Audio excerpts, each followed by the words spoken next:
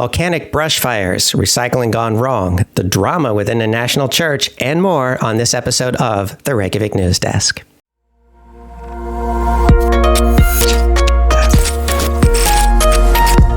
First up on the Reykjavik News Desk, hey, check it out. The European Space Agency released this photo of the eruption site, which was taken from space on July 11th.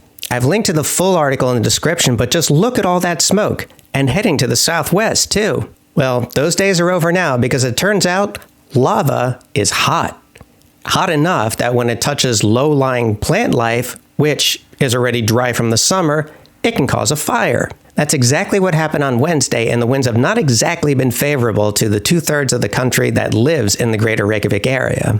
What makes the situation especially challenging is that it's not exactly like there's paved roads that just lead to the eruption site, and so it's hard to get fire trucks to that area, and it's made the effort to put out these fires extremely challenging. And authorities have warned that the situation can change very rapidly, and so to be on alert. Now, when I say that there's been smoke in this area, I mean a lot, like enough to cover the sky and block out the sun a little bit and to make it a little bit chillier. But I got to admit, the smell is not unpleasant. I thought somebody was grilling, honestly.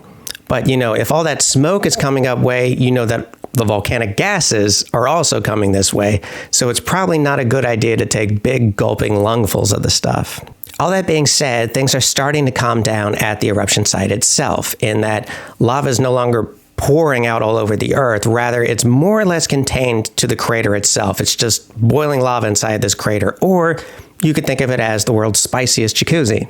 So yeah, things are starting to calm down out there. So if you want to visit the eruption site, remember, dress for any kind of weather, have a decent pair of hiking boots, bring plenty of food, do not bring your small children or your pets. If a rescue worker tells you to leave the area, do so immediately. And if you're in any doubt at all that you're up for this hike, just don't go. It's not worth your health or possibly your life. Next up, hey, did you know that for purportedly being an atheist country, and you can see my video about common myths about Iceland for more on that, we do have a national church, and that the laws surrounding the leadership of that church, that is the Bishop of Iceland, are murky at best?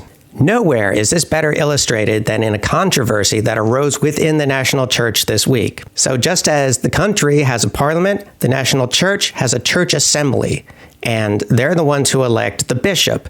And there's also a church council, which is in charge of organizing and initiating and officiating these elections for the bishop. Are you with me so far? Okay, so it turned out no one was paying attention to the fact that the term for the current Bishop of Iceland, Agnes Sigurðardóttir, was running out. No one had called the church assembly together, the church council wasn't elected yet, and the clock was ticking. So easy, right? Call the church assembly together, elect a new church council, and then do whatever it is the church does to elect a bishop. Well, that's not what happened. Instead, the bishop and the assembly president, who importantly works for the bishop, decided to draw up a temporary agreement to extend the bishop's contract to October 31st, 2024. That's Halloween. Now, this has raised questions as to whether or not the current Bishop of Iceland has any legal standing for her office.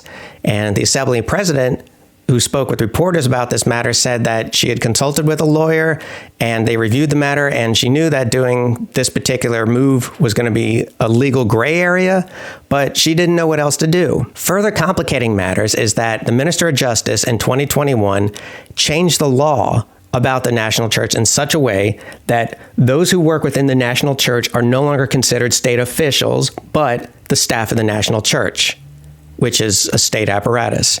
Yeah, it doesn't make any sense to me either. But apparently, this change makes the bishop's position even more complex. And before some of you jump in to say, well, why not just have total separation of church and state and be done with this entire headache? Bear in mind that the Church of Iceland owns a lot of land. I mean, a lot of land. And a lot of this land is used by the general public and the state. So in order to have total separation of church and state, we would need to pay the church a tremendous amount of money out of the treasury for this land, or engage in a pretty radical expropriation campaign and just seize the land from this church. And yeah, that's not going to happen. So the Church of Iceland is kind of like that one person in the friend group that people probably wouldn't choose to hang out with if they could avoid it, but he's also the only one with a car, so we're kind of stuck with him. In tragic news, a bizarre mystery has arisen over the killing of 10 dogs in East Iceland. Now, this is a very sad story and it contains mentions of animal abuse, so if you don't have the stomach for that, just skip ahead to the next graphic. Earlier this month, a man who lives on a farm near Breiðdalsvík, East Iceland, went out one day and he was gone for about 5 hours. When he returned, he found all 10 of his dogs were dead. He told reporters that he could find no evidence of what killed his dogs, and he looked all over his property to no avail. He said they had plenty of water and plenty of shade, so it wasn't the heat, and the dogs, they didn't have access to anything that could have killed them. He took the remains to a couple of vets who came to the conclusion that the dogs probably died of either poisoning, gassing, or electrocution, even though the first vet that he went to said that they could find no evidence of poisoning. The man said furthermore that no one has ever complained about his dogs, and he has no idea what happened, but the only thing that he can imagine is that somebody just walked onto his property while he was away and killed all of his dogs for reasons that he can't even fathom. In any event, the matter is being investigated by the police right now. Next up, recycling. Lots of us in Reykjavik do recycling, where paper and plastic is picked up curbside here.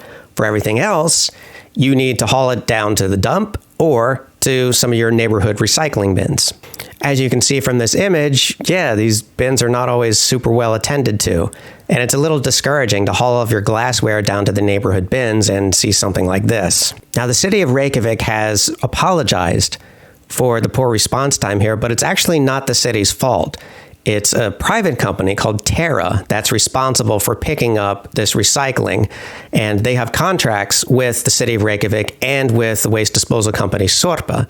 And Terra decided that they're just going to cut back how often they pick up recycling. This has prompted a lot of residents to encourage the city of Reykjavik to just end their contract with Terra, and we'll see how that plays out. But this entire thing reminds me of the brief time that I lived in Canada. And even in the dumpy little town that I lived in at the time, you could put all of your recycling in like one general bin, unsorted, out on the curb, and a truck would come by twice a week and sort through it and dispose of it for you. Just, something for the city of Reykjavik to consider. Speaking of the environment, the Icelandic Forest Service wants to plant a lot more trees. Now, as you probably know, Iceland is not exactly famous for its forests. And there's been a concerted effort to reforest the country for decades now. This has been the case for a number of reasons. Like, first of all, trees are very good at fighting soil erosion, which is a problem in Iceland. They're just nice trees. And importantly, in this particular case, the argument being used is that planting trees will help fight climate change. So the viability of planting trees to fight climate change is something that's been under serious scientific scrutiny for a long time now. This study, for example, from 2019, contended that by increasing the planet Earth's forest by 25%, that the atmospheric carbon could be reduced by 25%.